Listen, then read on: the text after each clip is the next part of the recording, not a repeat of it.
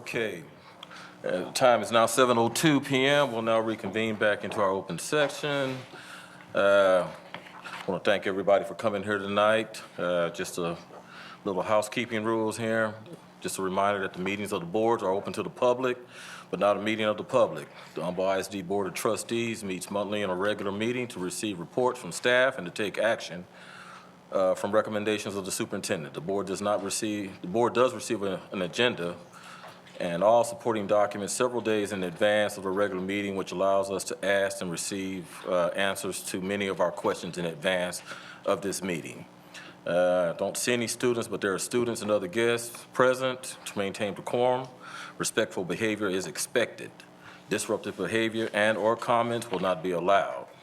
And with that, we will go into our first item, and that will be to say our Pledge of Allegiance. If you will all please stand.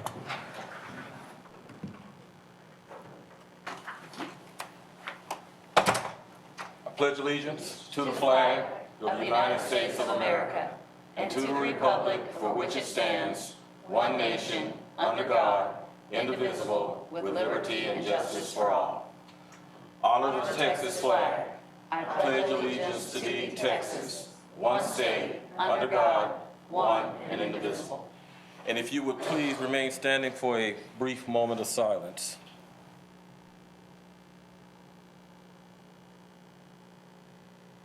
Thank you. You may be seated.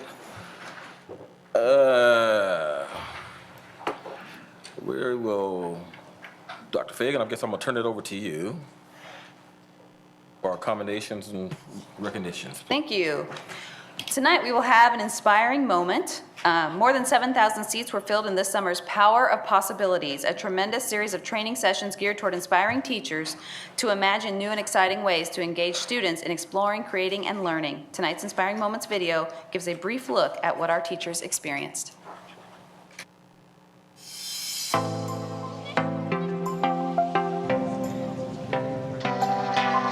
Last year, we started the idea of Power of Possibilities as a way for teachers to try some new strategies and techniques in the classroom. This year, we expanded it to include Portrait of a Grad, because what we want to do is take the foundational core and allow students to really perform at higher levels, to integrate critical thinking, creativity, personal responsibility.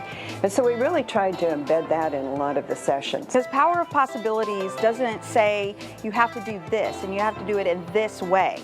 They have shown our teachers some new innovative tools that they can use. They've asked questions. They've said, hey, what do you think about this? And then they've told teachers, now you go and you use this with your students in the way you think it will best help them learn. I have an example right now of a teacher that felt very constrained by, here's the curriculum and here's what we're going to do and here's how we're covering and here's the calendar. And the funny thing is when we let her go and say, you know what, do this on your own. I'm good with you doing this and you have permission to go rogue. And she blossomed. She's far better today than she was when I first got here at Summit Creek. And I think that is just that permission to fail and that permission to try, and it translates really well to the kids. It's really helped me organize my thoughts as to why am I teaching this? The why is what should drive our focus in the classroom. It's that why is going to help the students make connections to make actually lifelong learning happen. So Portrait of a Graduate really helps to give our students voice. I see for the first time their teachers asking them, what do you think? What do you want to learn? How do you want to present this information? So we have the competency of creativity and innovation, but it's also grounded with personal responsibility. They're still responsible for sharing with others what they've learned. I got invited to attend this presentation, and it was called Sharkpreneurs. Got some community members, community business partners together to do a Shark Tank kind of presentation with the kids. The kids had prepped these ideas they had for businesses to open their own business and become entrepreneurs, and they had to present their ideas to 4 community business partners. 3 of the students went home with checks from local businesses to start their own business, and the business community partners want to come back next year and see what the students did with their base funding in order to start the kids off on their track. What I think Power of Possibilities is helping me realize is that my job as a teacher is to teach more than just the content, more than just the TEKS. I've got to teach skills along with it. I've got to teach my kids how to learn. Power of Possibilities is essential to our teachers' learning, but we wouldn't be able to do it without our community partnerships. With Gulf Coast Educators Federal Credit Union and Kingwood Medical Center provided educational resources that our teachers were able to take back into the classroom after the Power of Possibilities, and their excitement on Twitter was just amazing. What it boils down to is it's all about the students. If we can engage students at a higher level, if we can get them excited about learning, empower them to own their learning and to be more engaged in the classroom, they're going to learn at higher levels, and it provides new opportunities for them.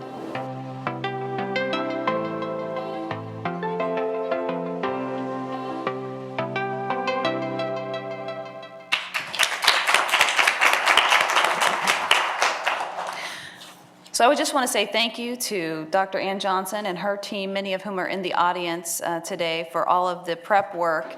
It's probably a little known fact that they have been homeless all year as a result of Hurricane Harvey, because all the conversation is around Kingwood High School and that situation, but the ISC also was completely flooded out. Our IT department, our professional development department, many of our special education leaders have been quote homeless all year, and so a lot of folks would say, geez, you know, we just don't have our own stuff, we don't have our own space, we're not going to be able to do the same kind of professional learning for our teachers, and this team did not do that. They actually did the opposite of that. They took it to the next level and provided the opportunities that our teachers want and need. And it makes me laugh because a lot of places I go, people say, oh, you don't work during the summer, right?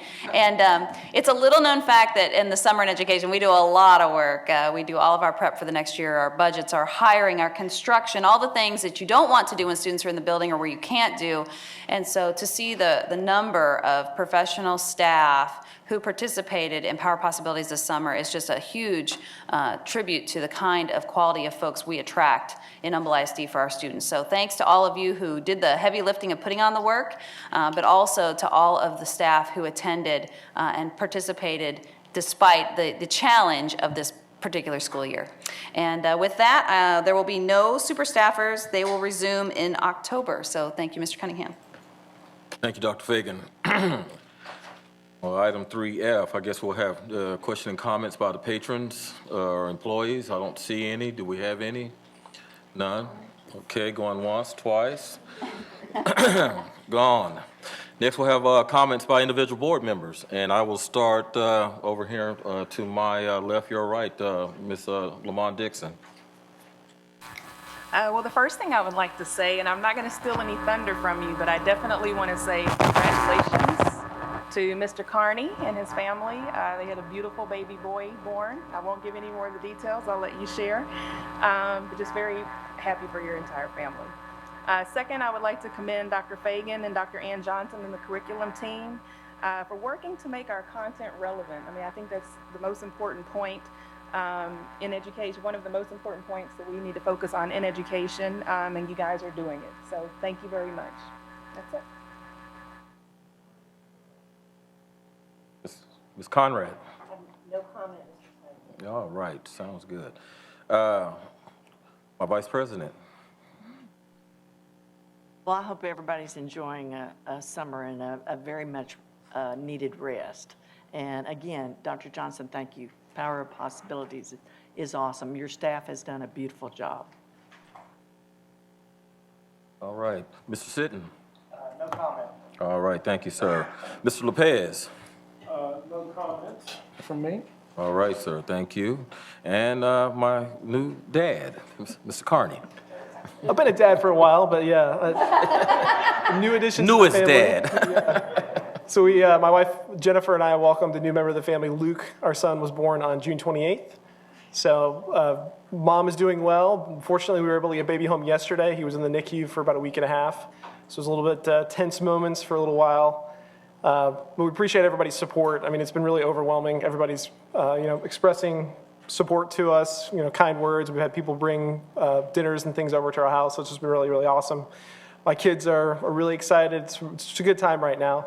Also wanted to wish a happy birthday and happy anniversary to my wife as well, who's at home recovering, hopefully watching us live. So thank you.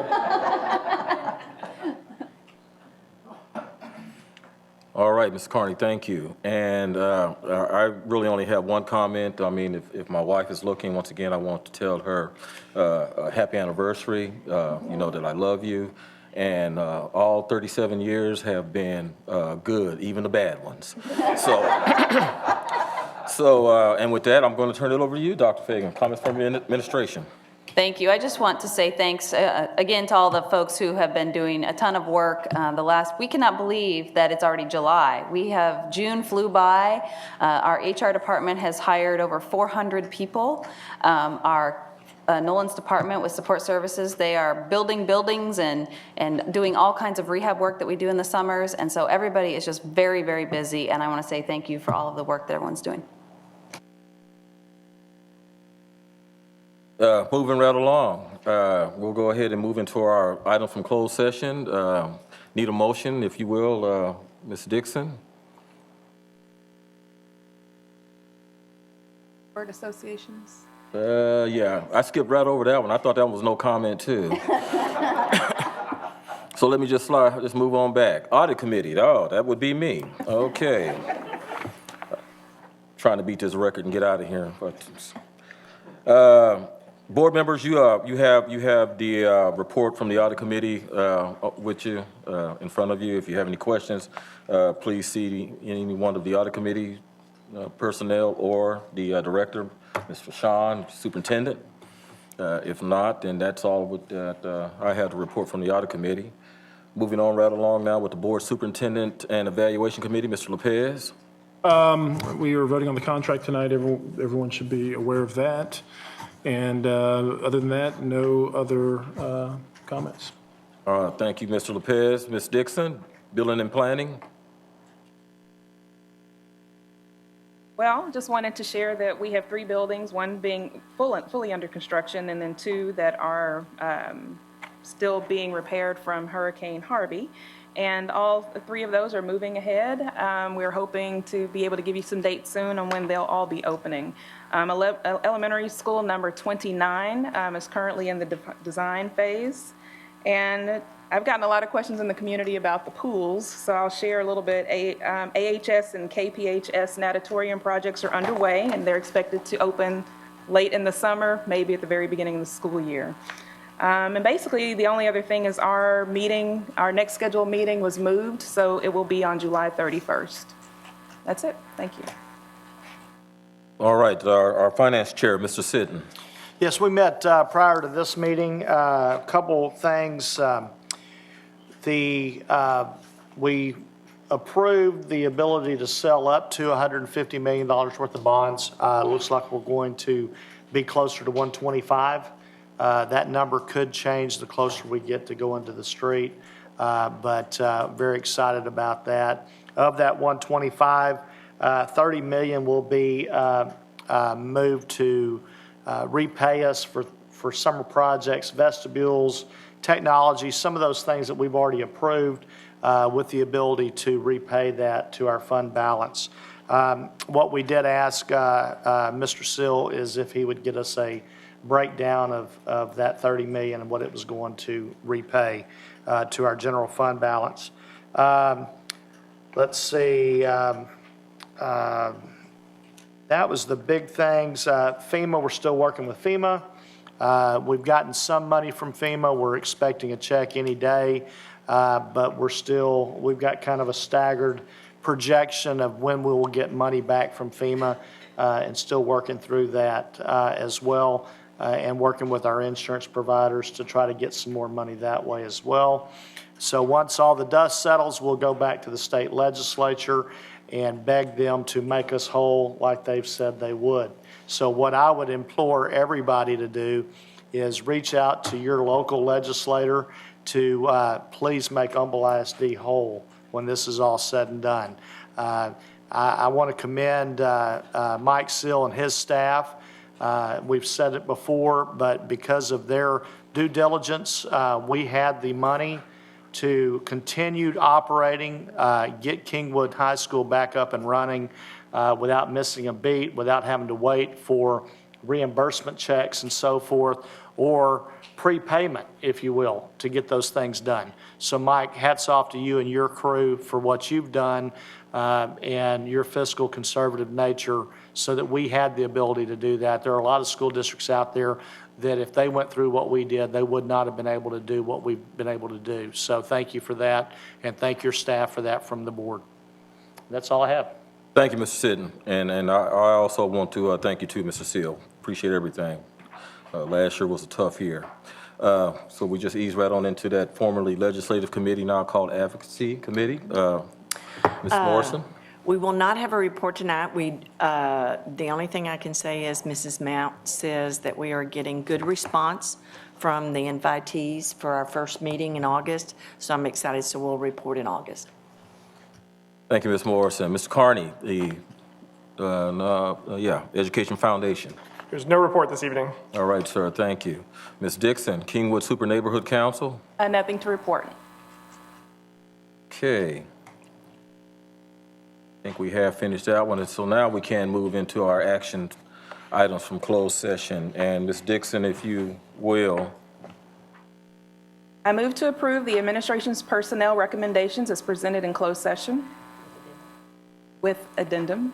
Second. Okay, it's been properly motioned second. All in favor? All opposed by the same? Motion carries. Now we'll move into our consent agenda, and Ms. Dixon, I will ask if you will help me keep track of this here. Okay. Okay, consent agenda under 5A, approval of the minutes for June 12th, 2018. Consent, approval of minutes June 14th, 2018. Consent, approval of minutes June 19th, 2018. Consent. 5D, goods, professional services, and non-construction services exceeding $50,000 in the aggregate or $25,000 individually. Consent. 5D, tax refunds. Consent. F, waiver of P&I. Consent. G, budget transfers and amendments, including one-time increases. Consent. H, budget transfer and amendments, capital projects. Consent. I, superintendent contract. Consent. J, 2018-19 student code of conduct. Consent. K, Harris County Juvenile Justice Alternative Education Program, Memorandum of Understanding. That's a consent. That was K. L, Summer Creek High School bail schedule for the 2018-19 school year. Consent. M, TASB Board of Director candidate endorsement, position 4A. Pull that. N, TASB Board of Directors candidate endorsement, position 4C. We'll pull that also. And if you will, Ms. Dixon, read back the consent agenda items. Mr. President, I move that the board approve the following items by consent. 5A, 5B, 5C, 5D, 5E, 5F, 5G, 5H, 5I, 5J, 5K, 5L. Second. Okay. Got a motion, got a second. All have heard it, all in favor? Opposed by the same? Okay, motion carries. Okay, let's go back to our pulled items, and I believe that was going to be the first one. 5M. It would be 5M. Do I have a motion? Oh, we got something that, okay, so go ahead, parliamentarian. I move to approve the endorsement of Georgianne Reitmeyer for election to the TASB Board of Directors, position 4A.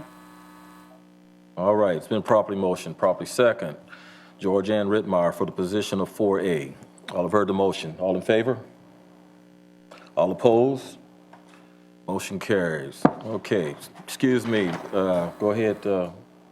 I move to approve the endorsement of Stephen Dennis for election to the TASB Board of Directors, position 4C. All right, it's been properly motion second. All in favor?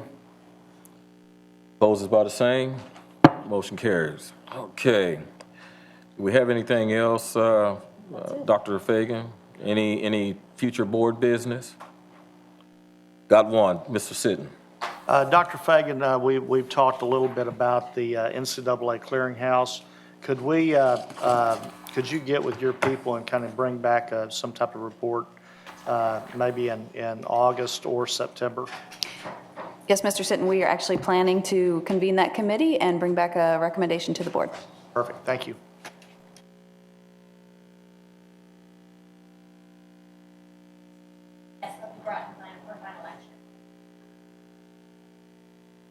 Okay. Anything else? All right, meeting adjourned. Good night, everyone. 7:23.